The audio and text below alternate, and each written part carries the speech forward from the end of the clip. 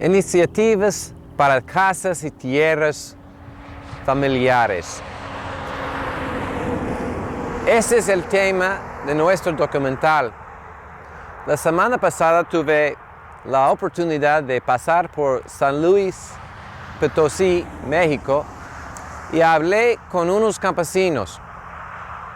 Fue inmediato la idea errónea de que la diferencia de la economía entre los dos países es 10 veces más fuerte en los Estados Unidos. Esto es cierto solo cuando la comparación es hecha entre la clase media de ambos países.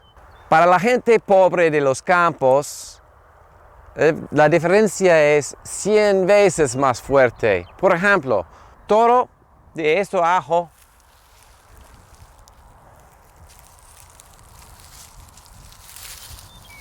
me costó 50 pesos o $5 más o menos. Cada cabeza aquí es $1. Otras familias tratan de sobrevivir matando víboras de cascabel, así, vendiendo su piel por 50 pesos o $5.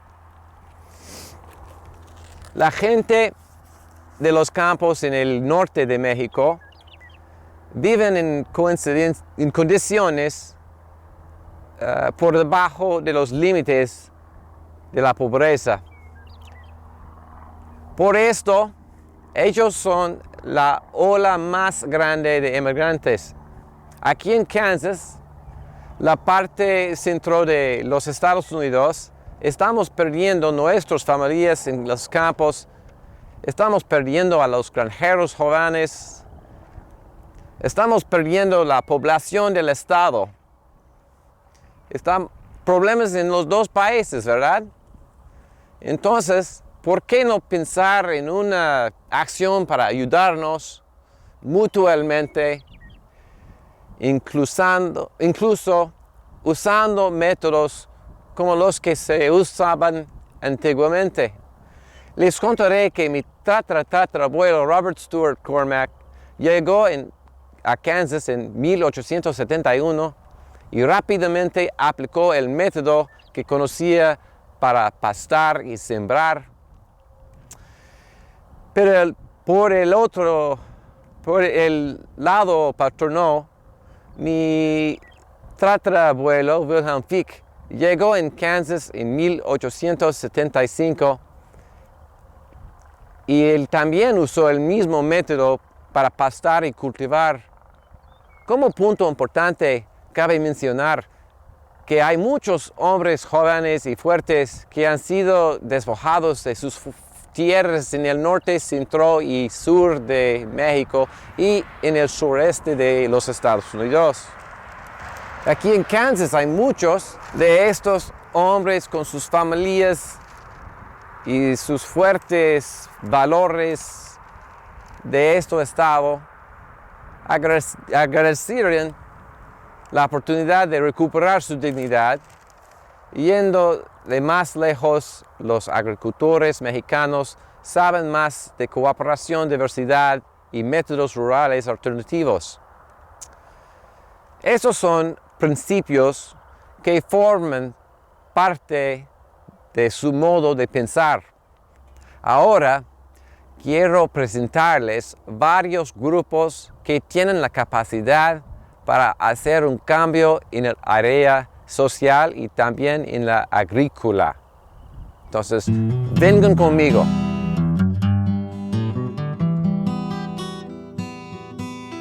Estamos en un rancho y tenemos unas preguntas. Primero, señor Pedro, ¿podrías describir para nosotros tus actividades aquí? Aquí cuidamos caballos, los montamos, los trabajamos, y pues pasamos un tiempo aquí, nos divertimos aquí.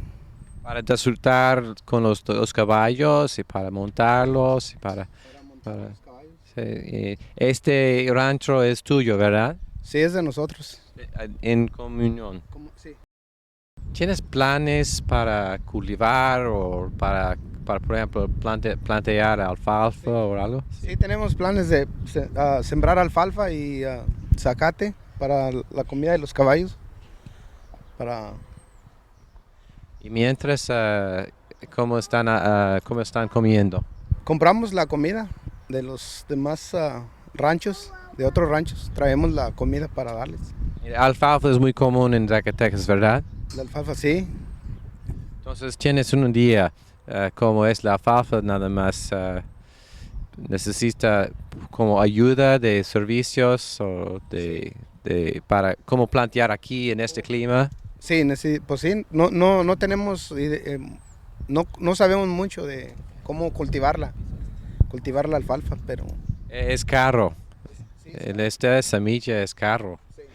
Entonces es posible para compartir con otros grupos o cooperativas. estaría bien compartir con otros grupos que nos ayudaran, si nos puedan ayudar y ayudarlos nosotros también. ¿Cómo qué grupos? Grupos. Hay otras personas que también tienen terreno, tienen caballos también y pues también ayudarnos unos con otros. Después de 2 años, ¿qué esperanza es o oportunidades para mexicanos, americanos o nuevos inmigrantes en esta área? ¿Cómo piensas en este? ¿Hay oportunidades aquí? Sí, hay mucha oportunidad, sí, hay bastante oportunidad para el inmigrante. Eso es un amante El caballo está enamorado conmigo. ¿Qué tal difícil es para empezar una operación como este? Bueno, lo difícil fue conseguir el crédito. Y ya después de que conseguimos el crédito, pues nos prestaron el dinero y compramos el terreno. Por este área, por ejemplo, se llama en inglés base acreage o base land, ¿verdad? Entonces es más barato, al mismo tiempo es más duro para preguntar la ayuda de servicios como federales, a becas federales o cosas así. Me imagino que sí. No, en realidad no. Nomás la junta que tuvimos con ustedes que nos enseñaron en qué tiempo se debe sembrar la alfalfa y cosas así. En realidad no. Pero hay cooperativas oficiales y hay cooperativas que no son oficiales y la descripción parece como hay cooperación entre grupos informal. Bueno, en realidad a todos los que tienen rancho no sabemos si es la cosa que no nos podemos ayudar ahorita de que, digamos, yo sé cómo sembrarla o sé cómo cortarla y todo eso. Nadie sabe. Bueno, pues la sugerencia mía es que nos ayudemos unos a los otros. Eso es lo que podría yo decir. Es lo que estás haciendo aquí. Sí, en realidad sí, porque aquí todo el mundo lo que quiere es venir a divertirse, a pasarse un buen rato, montar los caballos y después que los trabaja uno para ir a... ¿Qué es tu sentido de cómo abierto es la cultura aparte de los mexicanos americanos y nuevos mexicanos en esta área? Aparte de ¿qué es tu sentido? ¿Tienen sus brazos abiertos? ¿Están en modo de bienvenido o no entienden muy bien tu cultura? Pues la mayoría de las personas con las que hemos tratado nos han tratado bien y se llevan bien con nosotros. Están la prueba que es posible para traer una parte de México a Kansas, ¿entiendes? Para traer parte de México para acá. En tu corazón. Oh, sí, sí, pues esta es parte de la culturas de nosotros, por eso es un poco de lo de México que tenemos aquí. La dignidad de México. La unidad de México también. La alma. La alma también.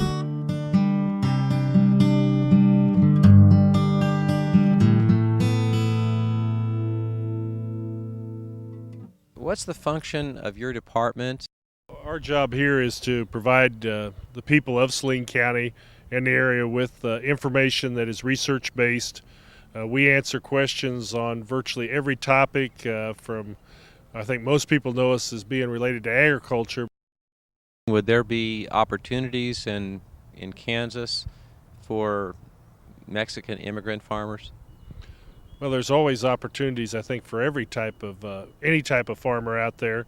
The main thing anymore nowadays is to find out what market that you can sell your product into, and those things can be anything from selling the wheat, which is our normal crop, but selling it more as a specialty type crop like wheat or something, to maybe growing some vegetables which we normally don't see here and selling those through maybe a farmer's market or some direct sales, including restaurants, anything like that. Of course, you've got to meet special requirements, make sure that you're meeting codes, health codes, and those types of things.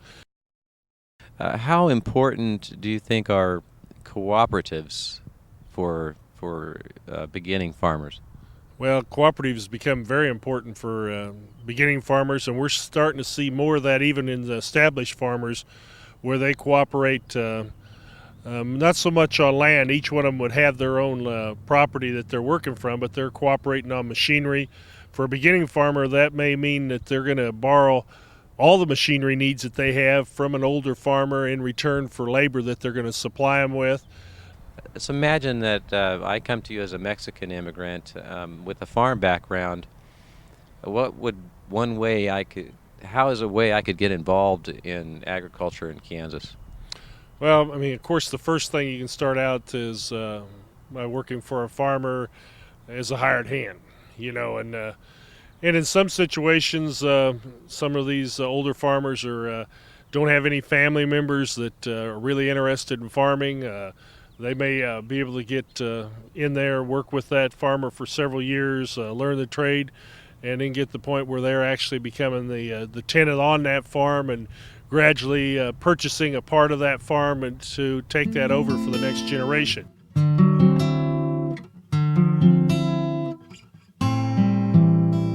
Farm Service Agency is just a small portion of USDA. For Kansas or for other parts of the country, there's generally speaking a county office within an area. That may involve one or several counties, and that area then delivers the programs specifically for those counties. Conservation Reserve Program, EQIP, which is Environmental Quality Incentive Programs, and then farm payments or farm loans. Those all originate from our offices. What opportunities are there realistically for Mexican immigrants in the farming community as you know it here in Kansas? In Kansas, we've seen quite a bit of change. Let me take that back. Actually, the population of farmers in Kansas has been steadily getting older and older. The average age of farmers is somewhere in the upper 50s to 60s. We have several gentlemen, even in this county, that are in their 80s still farming. So there's not a lot of new farmers coming in. So there is an opportunity there. The farm programs are structured so that it's available to anyone. You have to either be an operator or an owner on the ground and come into our office, and we do name and address and all that and get you set up on that farm. But first it has to be the operator, the ownership of the ground. So a lot of the fourth and fifth generation farmers that we were talking about earlier are that's it. Once those farmers are finished, they're not passing their farms down to their kids anymore? Well, a lot of the kids that have come from the farm families have gone on to some type of position or job in the city, another type of occupation. It's been very expensive, and then farming is always one of those, it might be a good year this year, but next year, watch out for the weather. It's a risky business. You're talking to one of those kids, by the way. What trends do you see that happening right now that might be beneficial for Mexican farmers coming in? It depends on what, I guess, the crop or what they intend to do with the farm and that opportunity. There is a lot of value-added products that are trying to make their way into the marketplace. Some of those that we've seen grown around here are flaxseed. Hemp has been grown as a fiber crop. Sunflowers here a few years ago hit really big, and then the markets kind of got centralized, so now you have shipping to consider when you're growing sunflowers. So, Small-scale farming, what's the future of that in Kansas? well, the history of farming has always been small-scale farmers. There's bigger conglomerates or incorporations, even farmers around here that have expanded their business to include more acres. But typically speaking, the foundation, rural America, is a small farmer. So, there are some risks, but that's what we're here for. We have payments that are designed to keep a support level under crop prices, and also to cover some of those expenses that you have during farming. There are loan programs specifically made for beginning farmers, but you have to have at least 3 years experience. But those are designed to help get your foothold and be able to continue growing your operation. So there are those opportunities out there, but the small farmer, the definition is small. We've had truck gardens, we've had 3 and 4 acres of truck gardens grown before in this county. If you are interested and looking at the possibilities, our biggest thing is to come in to the office, sit down and talk to us. If you need an interpreter, we can line that up for you. But get this in motion before you get to the point that you need or want something. Because even though we do our best to keep ahead of the flow, we've got several farmers that we're doing that for each day. That's a point that nobody has brought up yet. Early planning, and it's something that is that's a cultural issue. Given climate changes in this area, given there are 4 seasons, also makes early planning and working with people like David much more important. Como dije, cada área, cada delegación rural tiene una oficina como esta oficina, como este hombre. Hay hombres como David por todos lados en EU. Y uno más amigo que puede ayudarnos, ¿no?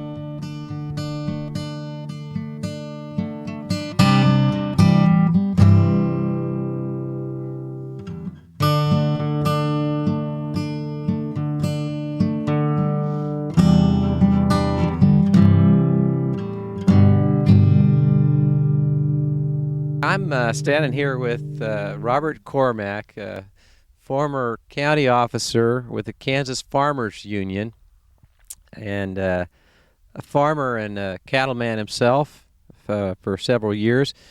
Bob, what is the Kansas Farmers Union?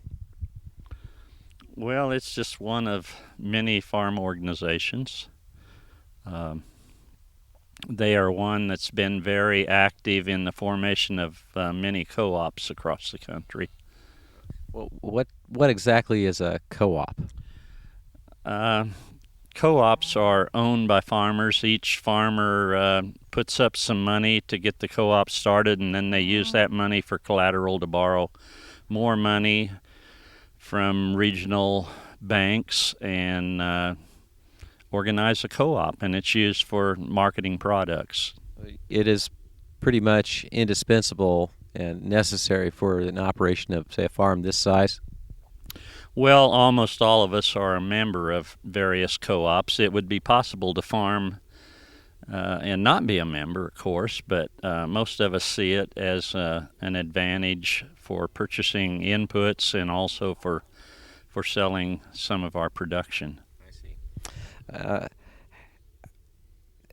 So I think you've answered my next question, how it benefits the farmer. Can you elaborate on how it may cut your costs? Well, everything is very competitive, and if we deal with other companies that are profit-oriented, we're paying the cost of that product plus giving them a profit. By dealing with co-ops, we tend to be able to buy in bulk. The co-op buys in bulk, and we benefit from that because we own the co-ops. And I see. It's a way that we are able to purchase in larger quantities, and then we in turn purchase from our local co-op at a price that's usually more favorable than what would be offered to us if we were dealing with a privately held company. Describe for a little bit just your own operation here. Well, I'm a diversified farmer, both cash grain and then one of my main income sources over the years has been production of beef. You're a fourth-generation farmer in this area, are you not? I guess I might be. I think everybody was a farmer before me. So Your father was a farmer here? my father, grandfather, and great-grandfather I know, and I suppose before that too. So I'm probably more than four. For this area in the middle of the United States, you'd be fourth generation. And will there be a fifth generation? No, I don't think so. I'm the last of the line that is here at this time anyway. But I do farm ground that goes back 4 generations that my great-grandfather bought back in the 1800s. Estoy aquí con Caridades Católicas. A mi derecha es Sor Judy Stevens. ¿Podrías describir para nosotros qué tipo de trabajo haces aquí? Sí, aquí con Caridades Católicas ya tengo como 5 años aquí y también más bien 10 años aquí en Salina. A la invitación a la gente de ellos me invitan a ir a citas con ellos, especialmente al doctor. Muchas mujeres me han buscado cuando ya están embarazadas y vamos al doctor a las citas. Y después, cuando se alivian, a veces me invitan y después ya vamos a las citas de atender al niño, vacunarlo. Y muchas veces ya salen otras preguntas sobre cómo encontrar el dentista o dónde está la farmacia y a veces otras preguntas, dónde está la escuela o cómo hago esto o lo que sea. Pero básicamente mi trabajo es ir a las citas con el doctor. Y también cosas muy básicas a vivir. Sí, la atención médica es una cosa muy básica para vivir aquí y hay una clínica aquí en Salina que ayuda mucho, se llama Salina Cares Health Clinic y bastante gente va allá para aplicar y cuando califican ya pueden atenderse médicamente. ¿Qué tipos, porque ese es nuestro tema por este documental, es iniciativas para casas y tierras familiares? ¿Qué tipos de oportunidades existen en Kansas para inmigrantes? Como yo lo veo de los años de trabajar aquí, casi siempre vienen la gente porque tienen parientes aquí y luego buscan trabajo. Muchos alcanzan, primeramente muchos empiezan a trabajar en los trabajos más básicos de construcción o trabajo de los techos o muchos empiezan en los restaurantes, hoteles, limpieza, unos limpiando casas y cuando ya pueden aplican a trabajar en Tony's o en Exide, cuando ya... Unas compañías industriales aquí en esta área. Sí. Y así empiezan a trabajar y poco a poco empiezan a vivir con familia cuando llegan y al fin pueden rentar un trailer y al fin logran su casita y siempre necesitan el carro también si llegan a tener la licencia. Entonces, muchas cosas. Entonces, estás muy ocupado cada día. Demasiado. Demasiado, lo escuché. ¿Qué consejos darías a inmigrantes que quisieran a cultivar? De cultivar. Sembrar, okay, pastar, all right. pastar. Como yo he aprendido o he visto que casi todas las familias vienen de áreas de agricultura donde sembraban en México y tenían animales y vienen aquí y no hay oportunidad de sembrar ni tener animales, pero el deseo de hacerlo nunca los deja. Entonces yo los veo cuando ya tienen unos años aquí, ya poco a poco empiezan a buscar su lugar para sembrar tomate y chile, o buscan un lugar donde tener su caballo, o al fin unos poco a poco se van y compran sus acres. Y entonces yo creo que dejamos nuestra tierra en México, pero venimos aquí todavía con los pies en la tierra.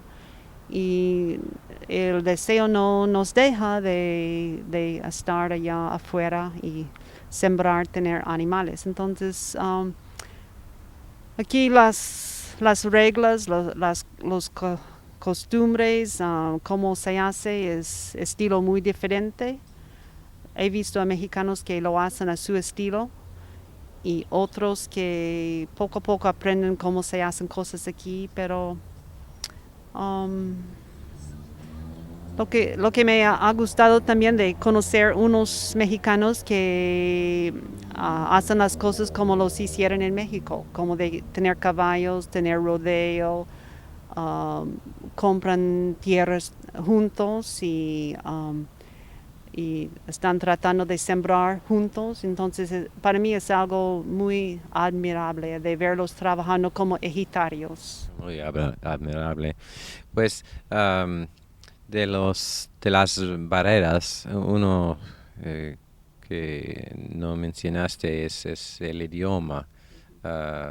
Entonces quiero preguntar si existen servicios de traducir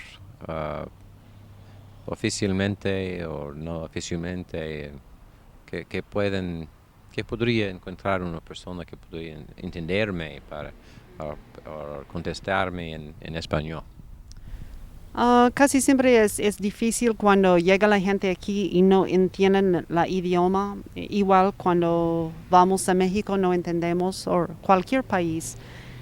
Y como sabemos, los niños aprenden muy rápido y cuando se van a la escuela ya aprenden y nos ayudan a los papás a entenderse. Muchos aprenden en el trabajo, poco a poco aprenden las palabras, el vocabulario en su trabajo y aprenden. Muchos empiezan a ir a la escuela. Por ejemplo, Tony's Pizza tiene una clase de aprender inglés. Little House aquí atrás tiene mucha oportunidad de estudiar inglés. ¿Cómo fuerte es la comunidad mexicana en Salina? Es muy fuerte, pero una cosa más que no contesté, que hay unas agencias que ya miraron que hay gente aquí que habla en español y ya tienen alguien empleado que es bilingüe. Por ejemplo, el Departamento de Salud ya tiene alguien casi todo el tiempo. Unos doctores pueden hablar inglés, español. unas enfermeras. El hospital ya tiene programa de, pueden llamar a tener alguien para interpretar. Catholic Charities ya tenemos varios servicios que son bilingües. Entonces, unas agencias sí ayudan para los que no hablan inglés, pero todavía no veo un negocio que es puro para traducir y ayudar a la gente. Entonces no hay negocio todavía de eso que veo. El corte también tenía alguien para traducir. ¿Qué era la pregunta que me diste? Pues es casi todo. Yo pienso estás muy ocupada con problemas básicos. La gente, um, y no solo mexicanos, también la comunidad en general, ¿verdad? Sí. De vez en cuando trabajo con guatemaltecos, salvadoreños, otros que me piden ayuda, pero también muchas agencias nos hacen preguntas y periódicos y otra gente vienen a preguntarnos cómo pueden ellos relacionarse más bien con la gente hispana. Hay bastante relación entre las agencias, cómo atender a esta comunidad pero quiero decir que es un placer grande y me da mucha vida de poder estar con esta gente con corazón tan grande que tienen y siempre sus casas están abiertos y nunca nos niegan de cualquier favor. Así es en México, en donde vivía hace muchos años.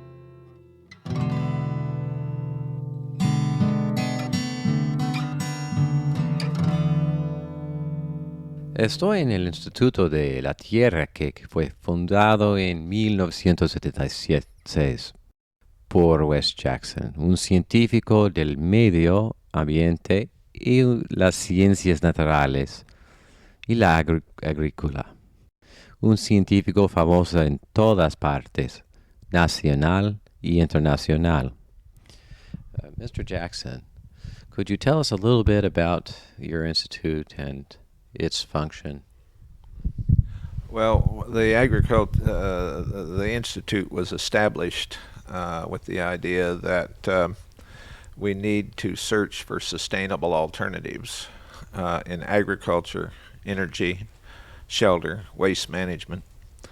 Very soon we realized that was too much for all of us to chew, and so we began to narrow down our scope to the general area of sustainable agriculture.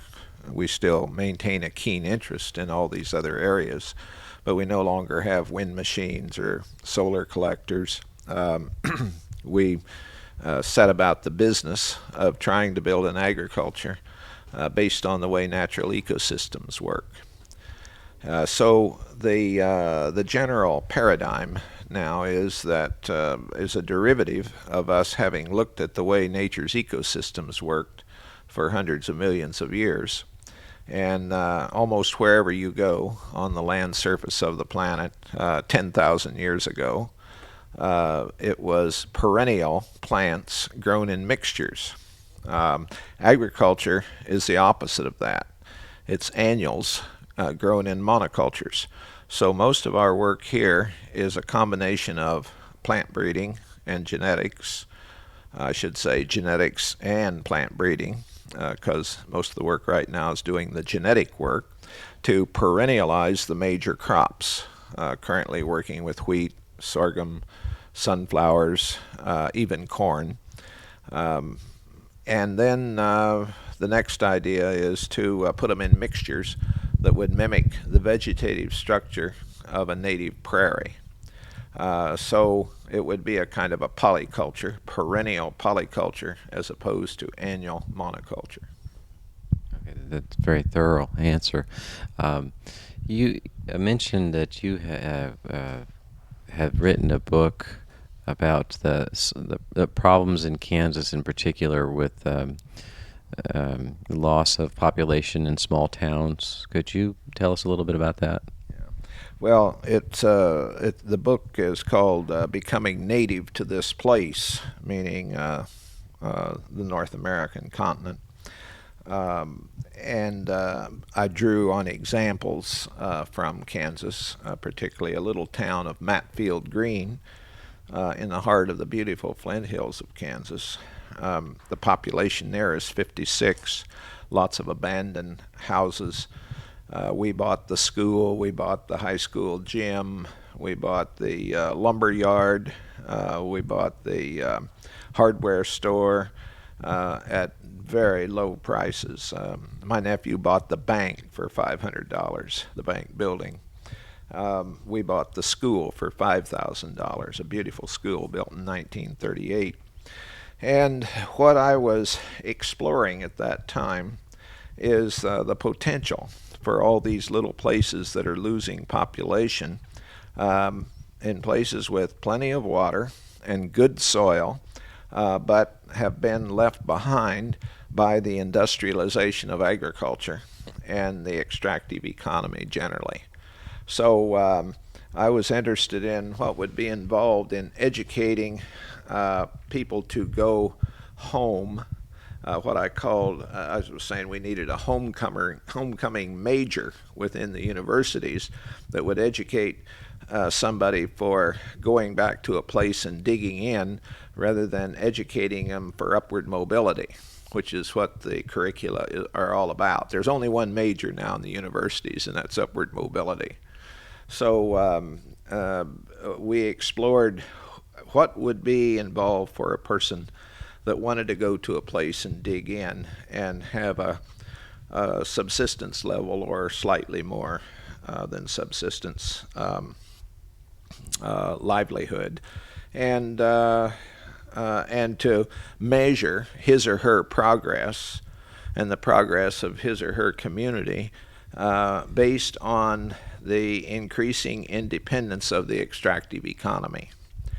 Sorry to interrupt, did you take into consideration communities like the Amish or the Mennonites as a part of the study? Well, I certainly look at we looked at the Amish and the Mennonite.